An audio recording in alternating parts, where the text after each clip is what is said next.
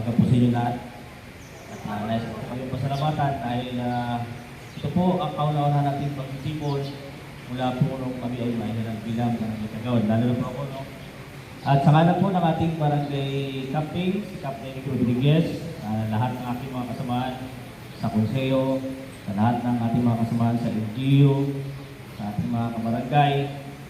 Maraming salamat po sa inyong pagdalo ngayong araw.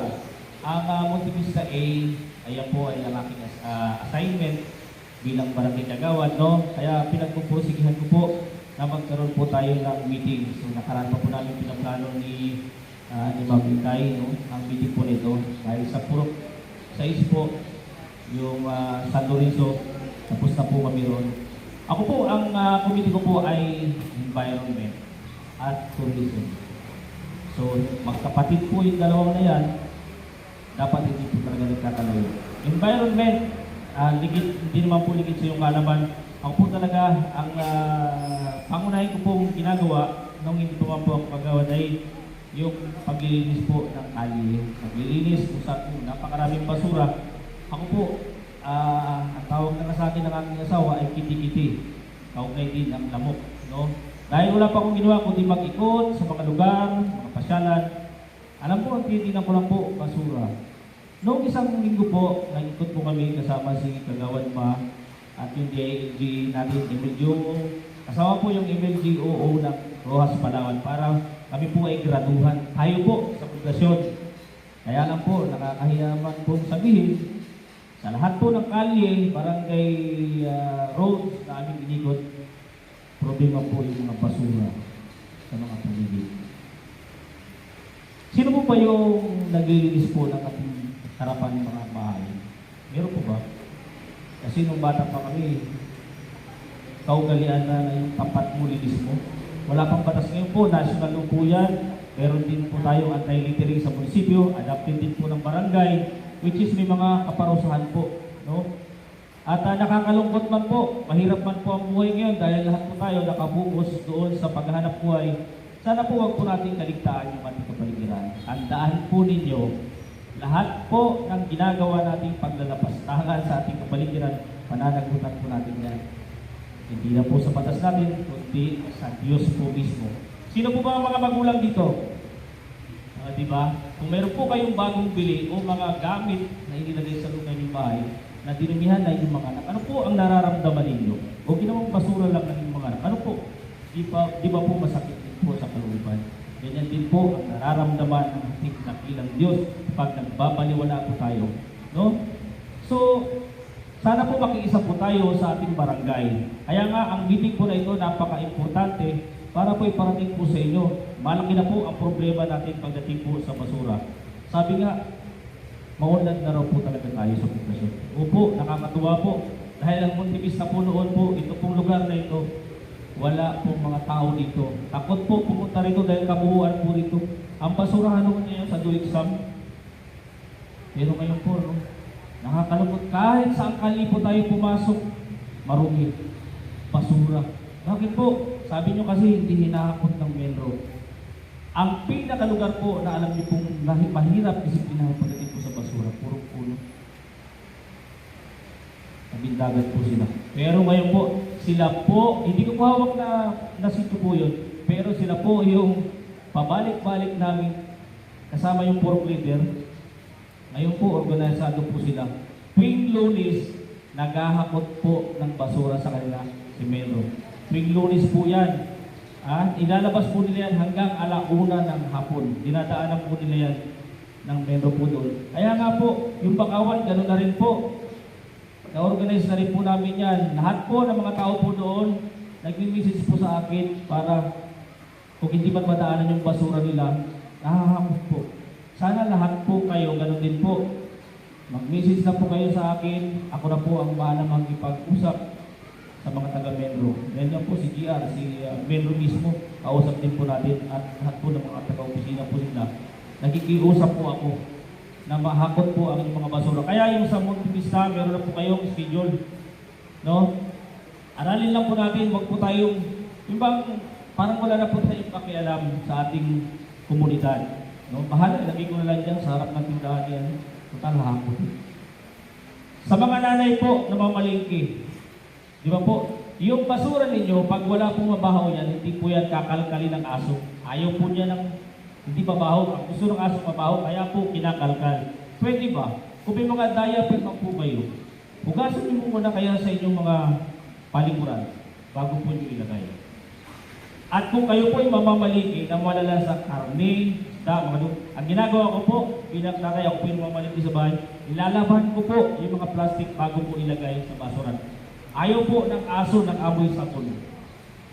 Kaya ganun po ang gawin natin. No?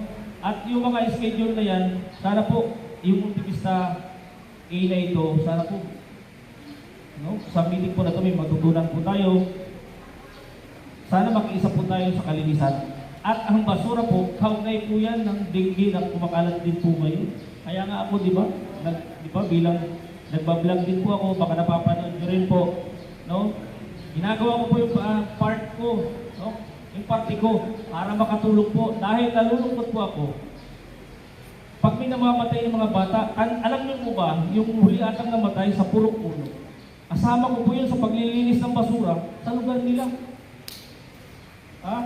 At December, kasama pa namin sila sa plaza. Nung mabalita ako, namatay siya.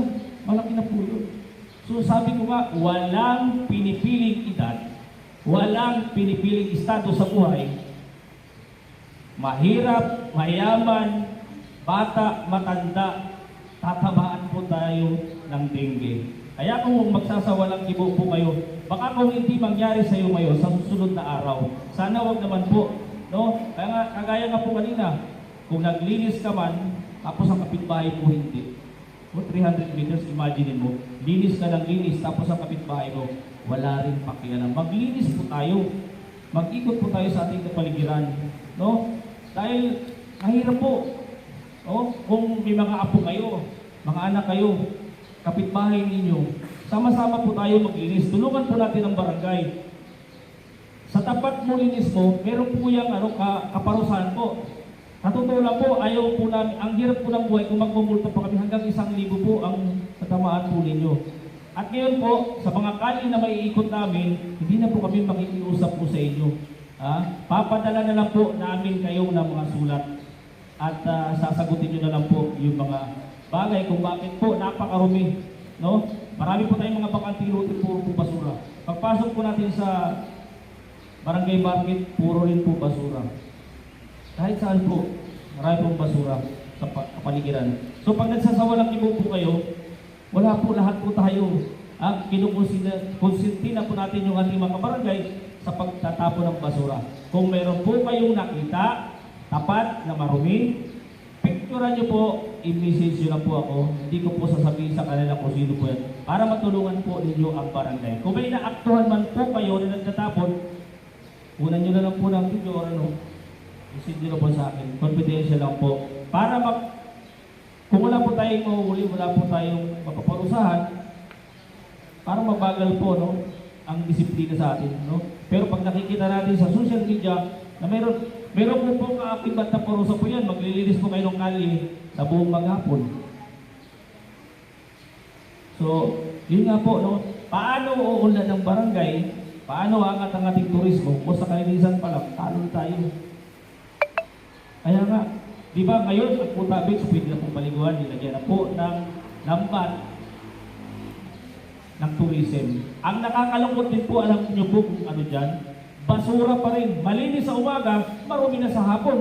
Lahat ng mga naliligo, dadala ng mga gamit, kakain at kung ano-ano. Wala lang mga bote. Lahat ng basura po na doon hanggang sa diaper. Bakit po? Nawawala na po ba yung bilang tao? No? Yung nagkaroon na po ba sa atin? Kaya tinatanong ko lagi sa sarili, kultura na ba talaga ang pagkakalat ng basura sa kapaligiran? Kultura na kaya natin na may tuturing? O nakakaligtaan lang po natin? Sa dulo po ng Pantalan, ganun din. Yung pasilungan daw ginawa ng munisipyo, lilinisan ng metro sa umaga. Sa hapon, nandyan na lahat ng klaseng basura na ito. Kaya nakakalungkot, yung pinakamasakit po sa akin, kasi tuwan-tuwa ako may isang van na turista. Mga local tourist na mga galing po siguro. Tuwan-tuwa sila kasi nakita-try na lang, maganda yung kagat. Naku, no, pagsilip nila sa baba, may buhangin na maliit.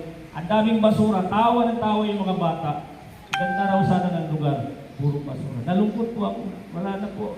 Parang, sana po sa lahat po ng mga nandito, sana pangalawa na po sa Purok Ono ang Montevista A na malinis po. Lahat naman po, marami po tayo na wala po dito, pero sa mga nandito, maraming salamat po at alam kong mahal naman niyo po ang pundasyon.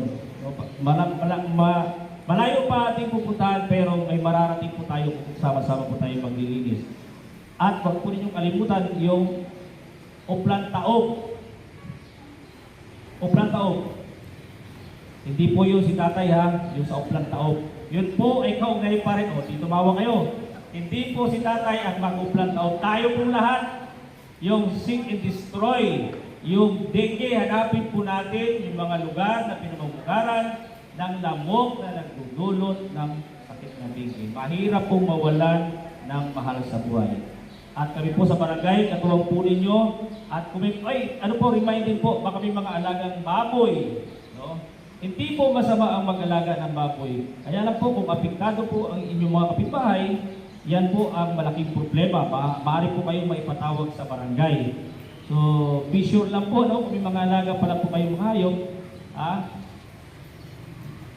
yung kapitbahay po ninyo, baka po yung magreklamo. At pupuntahan po kayo ng aming salita sa barangay, si John Toledo, siya po yung nag-iigot-igot. At kung mapadalan din po kayo ng sulat sa barangay, mga tanong po yung maghahatid dyan, kung may mga lugar po na nakakaligtaan nyo po, no, sa harap po ninyo o sa gilid ninyo, na posible na kayo po yung nagtatapon ng basura na wala po sa oras at panahon. Kaya sa barangay po, nandito lang po kami, no? Katuwang po ninyo at hanggang maaari kasama ninyo po sa nakikiusap kami sa inyo, samahan po ninyo ang ating barangay sa kalinisan para po sa ating kaunlaran. Ako po ang inyong lingkod, si Conse Emmanuel Gadiano de Leon. Maraming salamat po at magandang umaga.